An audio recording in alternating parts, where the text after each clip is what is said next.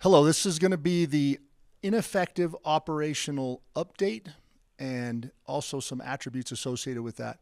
So this is the briefing on the previous operational period that's normally delivered by field operations in the morning ops briefing. Some of the ineffective attributes that want to key in on is the vague or rambling statements. Things went well, it's going pretty good, I think we're doing all right. That's not very helpful. Lacks context. You don't outline the objectives or the strategy, so you have tasks and tactics that aren't anchored into the overall objectives of the incident. Avoids accountability. When you're talking about external factors, you lay out this whole plan and you say, unless it doesn't rain. And then if it does rain, you don't have a clear thing about why it's going to happen. Or yesterday we couldn't do everything we wanted to because it rained. That's just, it doesn't really help people understand the picture, and it just is not very useful. Overly tactical. If you get lost in the details, you're going around to every piece of line, every chain that was put in around there, then by the time they get to the weather and fire behavior and then to plan for the day, you're going to have used a lot of their attention span in your part of the briefing. And then finally, it provides no value for others. So it doesn't provide context for the rest of the team or the supporting entities, so they don't really understand how to anticipate your needs going forward. Those are some of the attributes of an ineffective briefing that we'd like you to avoid. Good morning. So my name is Jason Coyle, and I'm your field operations chief. And this morning I'd like to give you a quick update on what happened yesterday. So out there in Division Alpha, we made some good progress. They're working through some stuff between Alpha and Zulu and drop point 1. I think they finished most of it up sometime in the afternoon, and you guys follow up when you get out the field, find out if that's right. Over at Echo, they did some line work, some really good work out there. And they also set up a hella well. I think it was by DP1, but it was there off the river, one of those wide spots where they could get water easy. It's up and operational, though, and you'll be able to use it when you guys are doing some firing today, I think. So as long as the wind doesn't shift and that you should be able to use that water supply, I don't expect it's going to get smoked out. In Division Juliet, they were doing something on that Oasis Road. I don't see it on the map, but there is an Oasis Road out there. I'm sure you guys will see it when you get out there. I heard there's some culvert issues they've been working through, but as far as I know right now, that road's open, and that the access to the mine is still open and passable. Out in Zulu, they used equipment to work around that lodge area, the big lodge that's there. And they had to widen things with the initial prep. I think you're going to do some more widening of that today to make it where we can fire off of it. And it's looking pretty good over there in Zulu. And then finally, the contingency group. So the contingency group they're up in here, and they're going to continue to look at some of these trail systems that go all the way along this little ridge right here, and they kind of go off. Not that ridge, but they pick up that other ridge that's a little bit bigger, and they go down and they kind of tie back in over here. And so that's key, right? To make sure that you get on the right ridge and that you make sure that the contingency group it's called a trail. It's a Dimmick trail, that's right. And they're going to do some work on that and then have something planned in case our other plans don't go well. Of course, structure group, just like the name, they're down there working on the structures in the mines.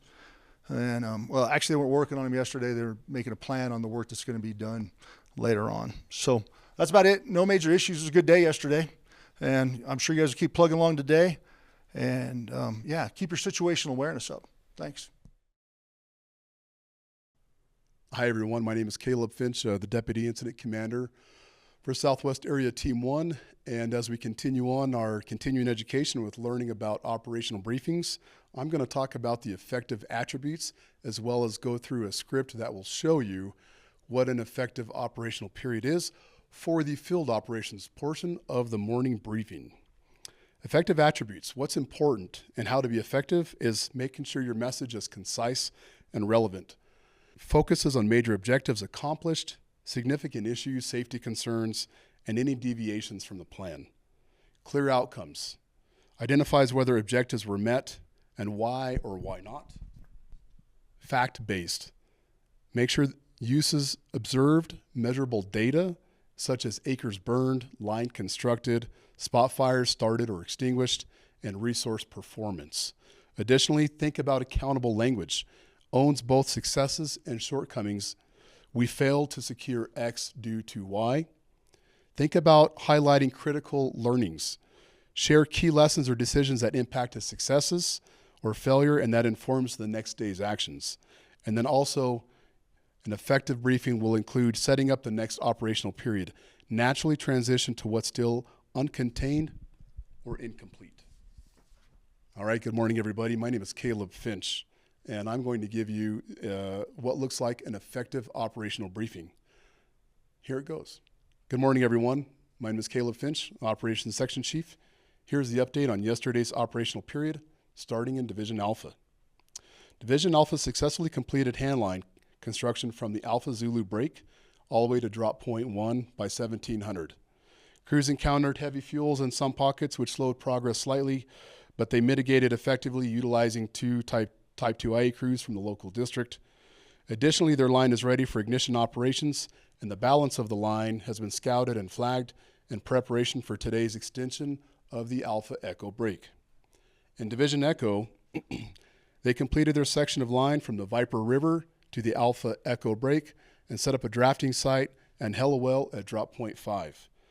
A coordinated scout with Division Alpha ensured alignment at the division break to allow for seamless transition of today's firing operations. A snag hazard was identified up near drop point 5 and removed prior to establishing the water point. Snags along the river are common, so keep that in mind for future drafting sites are established. Moving over into Division Juliet, they improved the Oasis Road from the Echo Juliet break over here to Wagon Pass. Progress was slower than expected due to the unexpected erosion that undercut portions of the road, but they adapted and made necessary roadbed improvements to continue progress. They also confirmed that the access route to the El Paso mine remains intact and drivable. This is critical for supporting the uranium transport timeline established by the Pei Ming Mine Company. Continuing on with Division Zulu, they completed mechanical line construction from Lorraine's Crossing to the Alpha Zulu break, utilizing 2 dozers and a masticator.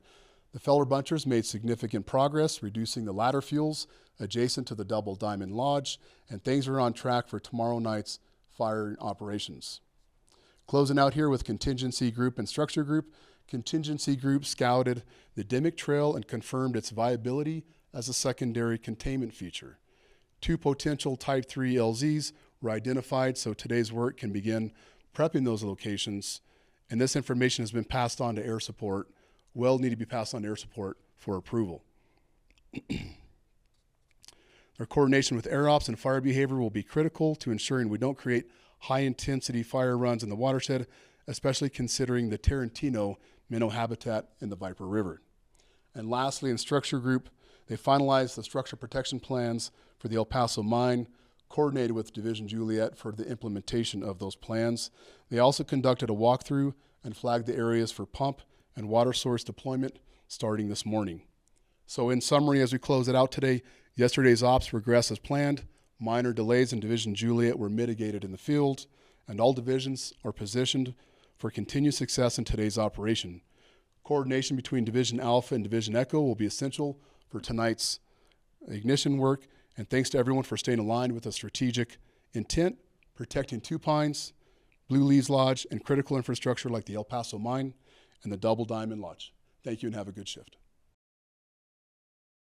Good morning. My name is Jason Coyle, one of the Operations Section Chiefs for Team 1, and this is your attributes and scripted example of an ineffective operational briefing for the next operational period. This is normally delivered by the planning ops. So some of the attributes of an ineffective briefing are making it generic or overly safe. That ambiguous language like, hey, make sure that you keep your situational awareness up, watch out for any hazards, that kind of stuff, not useful. And it just fills up time without providing any content. No map references. So when you're talking about things going on and you're not orienting to the map, then it's hard for people to orient to where their work is being done relative to the work on other parts of the fire. And the other part is the big tactical dump, right? If we get down in the weeds about everything that's going on and we provide them with minutia about, the division break is right here, but we might move it over here, but we don't think we will. But if we do, we'll tell you. That's not helpful. Next thing is disconnected from the strategy. A list of tasks that aren't related back to the strategy is just a list of tasks, and it is not tactical efforts that are aligned to achieve a strategic end state. So you need to keep all that stuff coordinated. Failure to address gaps. If you make it sound like it's the perfect plan and you don't talk about the gaps and you expect people just to figure it out, they probably will figure it out, but in different ways that may not necessarily align with one another or help support the strategic end state. And finally, there's no closure. You don't loop it back around to reinforce what the priorities for the day are and where you're going to be focusing the emphasis, and if there's competition for resources, where those resources are going to go. So those are some of the things that make an ineffective operational briefing. Good morning. My name is Jason Coyle, Operations Section Chief for Team 1, and this is your morning operational plan for the fire we're on. All right, good morning, everybody. Listen, we're going to have another long day ahead. It's supposed to be hot, and there's some things I want to run through to make sure that we're all on the same page. I'll try to keep it quick. I want to get you guys out there, get you going, get you working on all that important work that you have to do out there. So, hey, over here in Division Alpha, you're going to continue to build that line that you were working on yesterday. I expect you'll be able to finish the rest of it by today, I think. Let me know if you can't, and we'll make sure that we get that water ready, get some hose handling equipment out there to you today. Just make sure that you've taken care of that thick stuff, and you guys be safe out there. All right, and Echo, you know you're going to be doing some firing and plumbing today. That's the reason you were working on that line yesterday.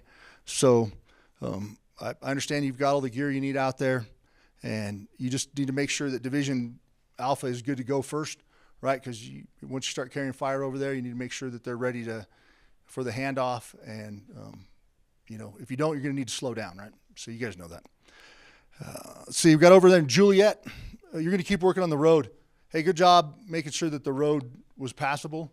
I expect you to keep working on that. And for everybody else, that road, it's up here, and it's goes around a corner. There's lots of times when you put a road in, you'll try to cut into the hill more than you fill it.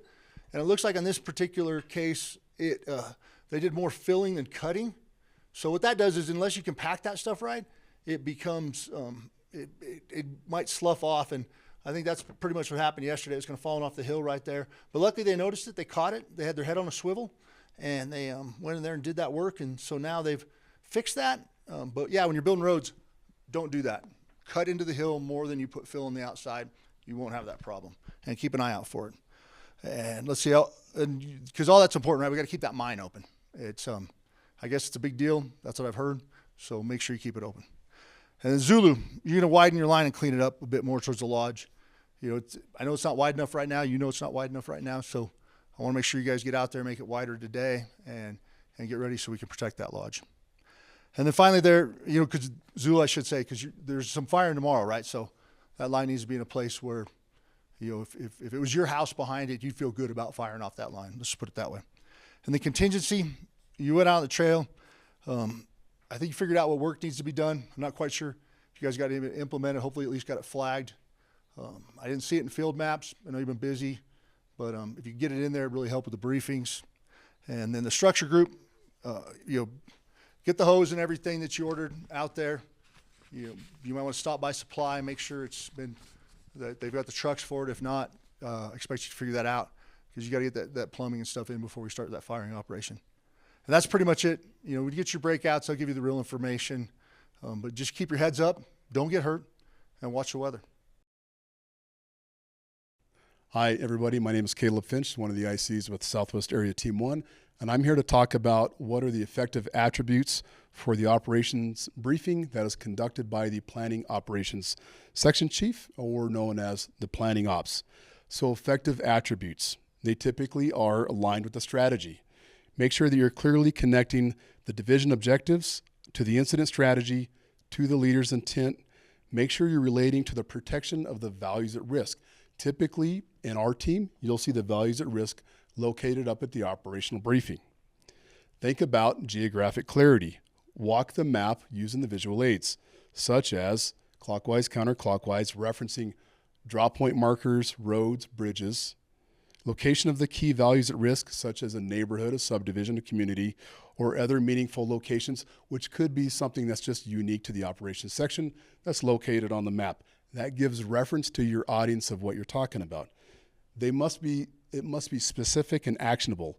It's got to describe what success looks like today, e.g., success, secure line from drop point 13 to the river above drop point 15. Identify those critical areas, highlight those problem spots, resource constraints, or expected transition zones.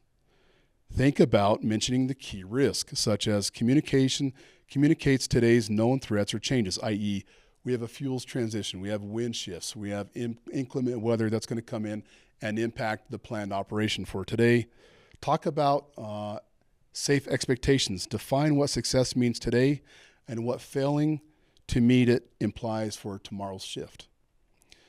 Additionally, coordinates with the breakouts. Reinforces that tactical and logistical details come in the division breakout. So we can talk about how fluid and smooth is as the operations section briefing rolls into the division breakouts. So here I'm going to talk about or present to you an effective operational briefing for the planning ops. Key notes to think about. The person must be deliberate and use a confident tone. They utilize the map.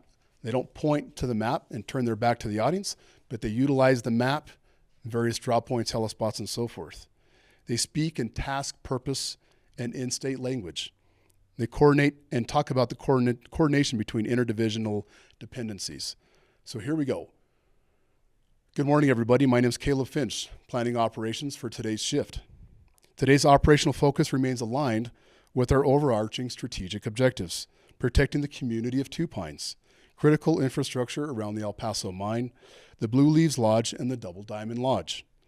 Firing operations are scheduled to begin this evening, so the emphasis for the day shift is preparation and readiness. We're going to start down here in Division Alpha. Your task today is to complete the line construction from drop point 1 to the Alpha Echo break. This must be completed and plumbed prior to 1800, when night shift will begin ground ignition. You have hose lay material staged and should prioritize tying into Division Echo early to conform continuity.